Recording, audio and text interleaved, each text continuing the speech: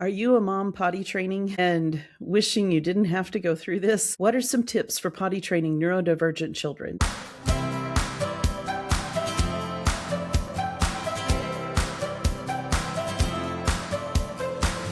Today, I just want to have a short conversation and I want to share. I found this wonderful blog post on potty training. Now, if you know me, you know my kids are grown. So it's been a long time since we were dealing with potty training.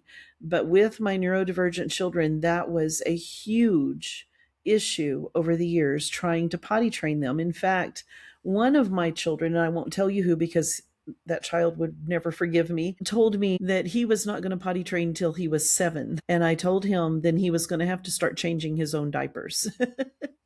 And he wasn't 7 when he potty trained. He was younger, but he was older than I expected and than I wanted. But he did great. Once he was ready, it was fine.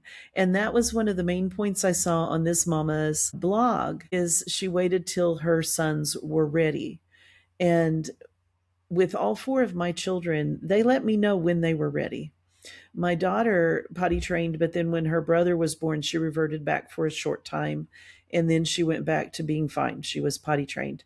My other daughter, she basically just told me she didn't want to wear diapers anymore. She wanted to be potty trained. She's always been kind of a take charge type of person. And she basically potty trained herself, which was awesome. But our children will let us know when they're ready, when they're tired of being wet or whatever, or they don't want to keep wearing a diaper. And what I loved was when we were potty training most of our kids, or 2 of our kids, we were in Taiwan, and all my friends in Taiwan said, I've never seen a college student not potty trained. They just don't even worry about it. It's like no big deal. I thought, thank you. I needed that because I was stressing out because in my world, with my family members, they were supposed to be potty trained by the time they were 2 or 3, no exception. And so I felt like a failure as a mom when I couldn't get my neurodivergent children to potty train until they were a little older. And my Asian friends were right. None of my kids went to college not potty trained. They all were potty trained before they were too old, and they all let me know when they were ready.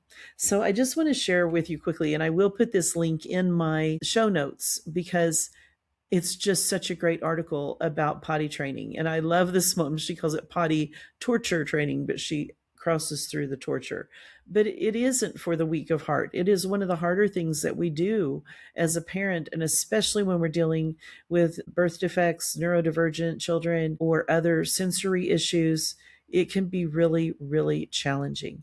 So we have to follow this lady's advice. She's brilliant. Like I said, wait till they're ready and they will let you know when they're ready. They want to be a big kid. You can certainly encourage their readiness by showing videos or reading books about potty training, buying them some underwear that's cute that they can wear someday when they're potty trained, those kinds of things. Having those conversations, that can definitely help to encourage them to be interested in potty training. I think from the time they're about 2 years old, when they're old enough to understand that we use the potty, that we can start talking to them about they can use the potty someday too. And we may even have a little potty that is their potty, or a little step that we can help them come up to the big potty.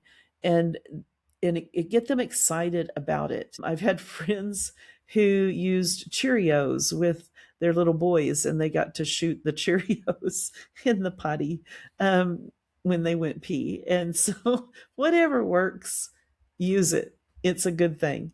But the main thing we don't want to do is shame them or embarrass them or make them feel bad when they have an accident. One of the things I love that this mom did, and she said it was controversial for some people, is she had natural consequences for accidents. So once they're ready and you're in the potty training process, and she outlines the potty training process she used, which I think is brilliant. You want to set aside a few days or a week or whatever when you think they're ready and concentrate on giving them lots of things to drink and being at home near the potty. Don't confuse them by going back to the pull-ups or whatever during that time. During that time, they need to have on underwear or be bare bottomed so that they can tell when they have had an accident. And so when they have those accidents, there's going to be a puddle on the floor. There's something we have to clean up. And so she involved her boys in cleaning up the mess, not in a shameful way, just, oops, you had an accident, you peed on the floor, we need to go clean it up. And so they would help her clean it up, and then they would have to wash their hands and all of that. But she said the natural consequence of that meant they couldn't just go potty and then go back to their game or whatever they were doing. They had to take out time to clean up the mess. And that little bit of a consequence helped them to understand if they had just gone in the potty, then they could flush, wash their hands, go back to play. And so they started to see the benefit of potty training. So I thought that was great. And of course, with any kind of discipline or discipleship that we're teaching our children, whether it's spiritual or physical or whatever, be consistent. We have to be consistent. And so those were the three things that I thought were so wonderful about what this mom did. But she had 10 things that she recommends for helping your children potty train. And so, like I said, that link will be in the show notes. Her name, and I won't say her last name correctly, I'm pretty sure. Her name is Jin Sosh, Jin Sonlin. It's Soehnlin. And she has a book called Embracing This Special Life. Her blog is called Embracing Life. You can find her new blog at www.embracing.life. This is from her old blog, Sweet Apples of Gold. And so she talks a lot about being a special needs mom. But just fantastic article. And if you're struggling with potty training, I want to encourage you, celebrate the wins and realize it's not forever. You'll get through it. It won't take long. They will be potty trained, and especially before they're in college, according to my Taiwanese friends. One of the things that she didn't mention in her article that I highly recommend in all of this is prayer.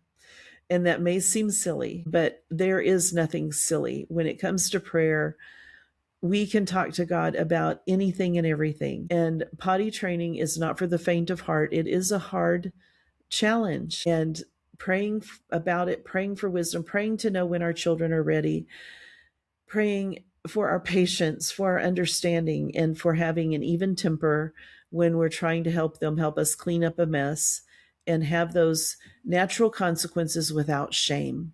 One of the things, I said, we don't want to put shame on this whole situation. This is just bodily functions. This is just a part of life. And so we want our kids to just see it as a part of life and mastering the skill that they need to master. So pray and let the Holy Spirit help you as you walk through this challenge and the next challenge and whatever challenges you face with your mixed needs family. As we seek the Lord and ground our family in the Lord and find our wholeness in Him and in prayer, even in potty training, we help make our family whole.